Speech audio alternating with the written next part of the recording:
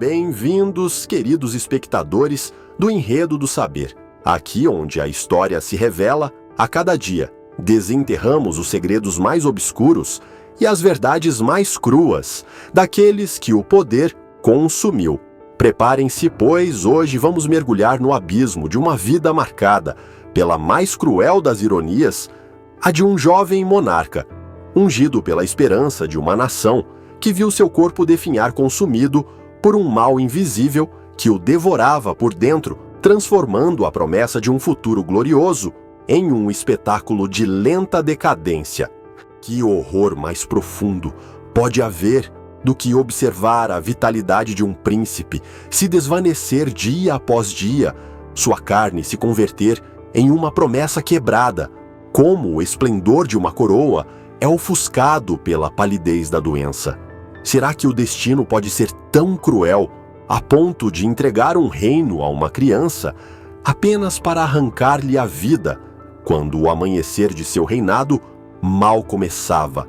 Se esta jornada às profundezas do sofrimento real, a visão de um corpo que apodrece lentamente diante dos olhos de seu povo, os abala tanto quanto a nós, não hesitem em deixar um like e inscrever-se em nosso canal para não perder nenhum mistério revelado. E por favor, compartilhem nos comentários de onde nos acompanham nesta viagem e que outra figura desejam que tiremos das sombras do esquecimento. Suas sugestões serão nossas próximas tramas. Agora fechem os olhos por um instante e imaginem não um palácio ressoando com a alegria de um novo monarca, mas com o eco surdo de uma tosse persistente. Imaginem o odor doce e metálico que impregnava os aposentos reais, não de incenso, mas de sangue que anunciava o fim. Um jovem rei, cuja mente brilhava como o sol nascente, mas cujo corpo, ai que tragédia, era como uma vela, consumindo-se à luz de uma doença implacável. Esta é a história, o drama e o horrível fim de Eduardo II da Inglaterra, o rei menino que o destino e a doença devoraram a breve e trágica existência de Eduardo II da Inglaterra. Em um dia de regozijo nacional, 12 de outubro de 1577, o Palácio de Hampton Court testemunhou um evento muito aguardado pela coroa inglesa, o nascimento de Eduardo Tudor, o tão esperado filho homem do rei Henrique VIII e de sua terceira esposa, Joanna Seymour. O reino inteiro suspirou de alívio. Sinos repicaram por toda a Inglaterra e a alegria palpável como a densa névoa matinal envolveu cada canto do país. Após anos de incerteza, 2 casamentos fracassados e uma sucessão problemática que desencadeara uma revolução religiosa, Henrique VIII finalmente tinha seu herdeiro masculino, o garante da dinastia Tudor. No entanto, essa alegria foi logo ensombrada. Apenas 12 dias após o parto, a rainha Joanna Seymour sucumbiu à febre puerperal. Sua morte, embora lamentada, foi um preço que Henrique e a corte pareceram aceitar pela segurança dinástica. Mas será que sabiam que esse príncipe, fruto de tanta esperança, estava destinado a uma existência tão frágil quanto breve, consumida por um mal insidioso? Desde seus primeiros anos, Eduardo foi visto como uma promessa, um menino de intelecto prodigioso. Sua educação rigorosa e humanista foi desenhada para moldar um rei reformador. Aprendeu latim, grego e francês com uma rapidez impressionante, sendo capaz de debater com os mais eruditos mestres e teólogos. Foi instruído em história, geografia e filosofia, e sua piedade fervorosamente protestante era notável. Os observadores da corte o descreviam como um jovem sério, maduro para sua idade, com uma agudeza mental que surpreendia a todos. Contudo, sob essa camada de brilho intelectual e devoção religiosa, Eduardo carregava uma fragilidade física que desde o nascimento gerava constante preocupação na corte. Era um menino pálido, esguio de constituição delicada, propenso a resfriados, tosses e doenças que o mantinham afastado por longos períodos. Cada espirro, Cada febre era motivo de alarme, uma ameaça latente à frágil esperança que ele representava. Com a morte de Henrique VIII, em 1447, Eduardo, com apenas 9 anos, ascendeu ao trono como Eduardo VI. A euforia inicial do reino foi imensa. Nele, muitos viam não apenas a continuidade dinástica, mas a promessa de uma Inglaterra completamente reformada, livre das amarras do catolicismo romano. Seu reinado, embora breve, foi um período de consolidação protestante radical. Sob a regência de seu tio, Eduardo Seymour, Duque de Somerset, e mais tarde de João Dudley, Duque de Northumberland, a Igreja da Inglaterra passou por mudanças drásticas: a iconoclastia, destruição de imagens religiosas, a abolição de práticas católicas tradicionais e a imposição do livro de oração comum. Eduardo, apesar de sua pouca idade, não era um mero fantoche. Seu fervor protestante era genuíno, e ele participava ativamente das decisões religiosas, impulsionando a reforma com uma convicção que contrastava com a prudência de seus conselheiros mais velhos. Enquanto sua mente governava com mão firme e reformista, seu corpo, ou em que ironia, permanecia em constante oscilação. Havia períodos de aparente melhora, quando sua vitalidade juvenil brilhava, seguidos por recaídas que semeavam preocupação entre médicos e conselheiros. Relatos de sua tosse crônica e febres intermitentes eram comuns nos despachos da corte. A preocupação, inicialmente sussurrada, tornou-se uma constante. O espectro da doença, esse mal invisível, já começava a tecer sua teia ao redor do jovem rei. A progressão do mal, a tuberculose e o lento apodrecimento do rei tornou-se evidente no inverno de 1552-1553, quando a saúde de Eduardo VI tomou um rumo aterrador, precipitando-se em um declínio irreversível que selaria seu destino. Os primeiros sinais foram sutis, quase insidiosos, mas rapidamente se transformaram em um calvário visível e nauseante. O que começou como uma tosse seca persistente, logo evoluiu para paroxismos de expectoração que enchiam lenços com muco e, para o horror de médicos cicervos, sangue. A hemoptise, esse sintoma ominoso de pulmões devorados pela doença, era um sinal inequívoco da putrefação interna que o consumia. As febres antes intermitentes tornaram-se constantes, debilitando sua já frágil constituição. Seu corpo, antes esguio, começou a emagrecer a uma velocidade alarmante. Eduardo, o jovem rei de rosto pálido, transformou-se em um espectro, um fantasma de si mesmo. Suas bochechas afundaram, seus olhos, outrora brilhantes com a luz da inteligência, adquiriram um brilho febril e vítreo.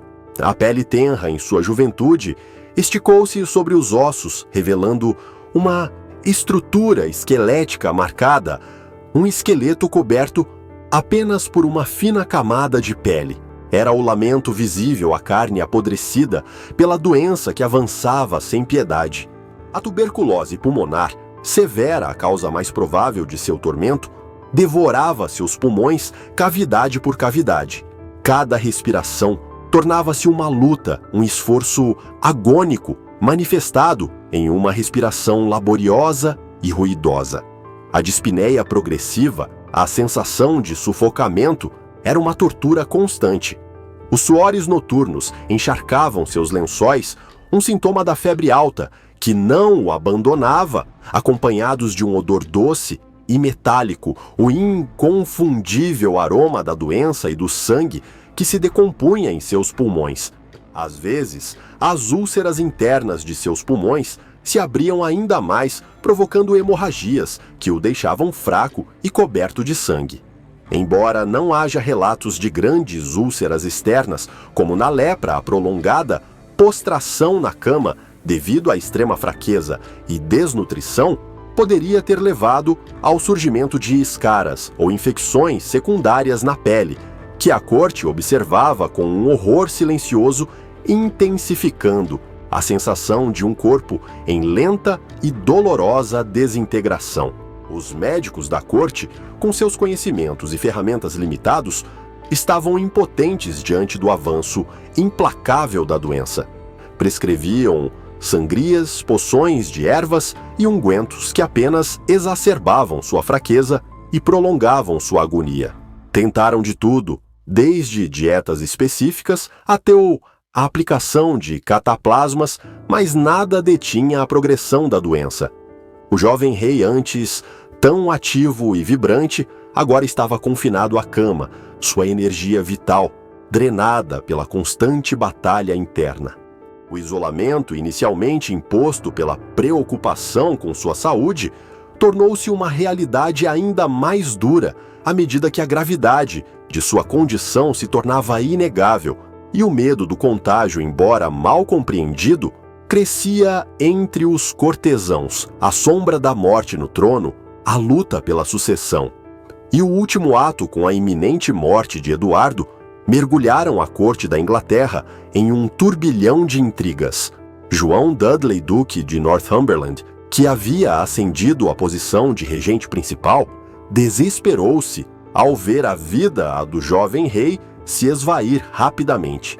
Ele sabia que a morte de Eduardo significaria a ascensão de Maria, uma católica fervorosa, que desfaria todas as reformas protestantes que ele impulsionara e provavelmente o condenaria, assim como sua facção.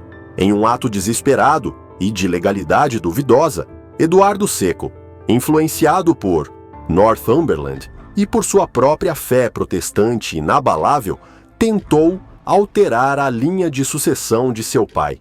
Por meio de um documento conhecido como Device for the Succession, o jovem rei excluiu suas meias-irmãs Maria e Isabel do trono, declarando-as ilegítimas, e designou como sua sucessora Lady Jane Grey, neta da irmã mais nova de Henrique VIII e convenientemente casada com um filho de Northumberland.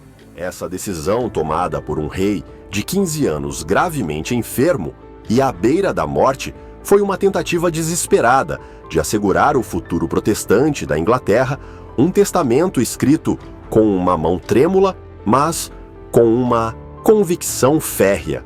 No entanto, sua ilegalidade plantaria as sementes do caos que viria. As últimas semanas de Eduardo foram um inferno. A doença avançava sem piedade, roubando-lhe a capacidade de falar claramente e de se mover por si mesmo. Seu sofrimento era palpável, embora ele, com a dignidade que o caracterizava, tentasse disfarçar a dor. Seu corpo era um mero invólucro devorado pela tosse, pelas febres e pela emaciação. Os corredores de Hampton Court, onde outrora ecoavam as risadas de um rei menino, agora ouviam apenas o eco de sua respiração dificultosa e, às vezes, os murmúrios de médicos e cortesãos que aguardavam o inevitável fim, a morte e o legado, o esvaecimento de um ideal. Em 6 de julho de 1553, Eduardo VI da Inglaterra exalou seu último suspiro aos tenros 15 anos. Sua morte, embora esperada por aqueles que o cercavam, causou choque e uma profunda incredulidade no reino. A causa oficial foi a tuberculose pulmonar, que consumira seus órgãos internos e o deixara vulnerável a outras infecções oportunistas. A deterioração física gradual, que o deixou extremamente magro e fraco, foi confirmada em seu corpo. Um processo que, para a percepção popular da época, era sinônimo de um corpo apodrecido por dentro, consumido por um mal insidioso que o corroía. O impacto imediato de sua morte foi o breve e caótico reinado de Lady Jane Grey, a rainha dos 9 dias, seguido pela ascensão de Maria Prim, que desfez as reformas protestantes de Eduardo. Seu enterro foi sombrio, longe da pompa que a corte desejaria. Embora não haja relatos de um odor tão marcante quanto o da lepra de Balduíno, a rápida decomposição de um corpo consumido pela tuberculose, aliada à falta de técnicas modernas de embalsamamento, sem dúvida deixou sua marca. O legado de Eduardo Seco é complexo e trágico. Foi um rei reformador, um líder precoce, cuja mente brilhante prometia um futuro glorioso para a Inglaterra. No entanto, sua juventude e sua trágica morte tornaram-se um símbolo da fragilidade da vida e do poder. Sua imagem, um contraponto sombrio à robustez de seu pai, Henrique VIII, e à violência de sua irmã, Maria Prina, permanece na história como a de um rei menino devorado pela doença. Seu reinado, embora curto, lançou bases importantes para o protestantismo inglês, e sua figura, embora não tão famosa pela crueldade quanto a de sua irmã, é um testemunho silencioso de como a fragilidade da carne pode moldar o destino de reinos inteiros. Na memória coletiva, Eduardo VI é o rei que se dissipou como uma sombra, cujo corpo, consumido pela tosse e pela febre, refletiu a natureza efêmera da esperança. Sua história é um lembrete sombrio de que nem mesmo o poder mais absoluto pode desafiar as leis da biologia e de que a juventude, em sua expressão mais tenra, pode ser traída por um mal silencioso que apodrece por dentro, deixando um trono vazio e um futuro incerto. Seu leito de morte, impregnado do odor da doença, foi o último palco de um drama que o tempo, por mais que avance, nunca poderá apagar completamente.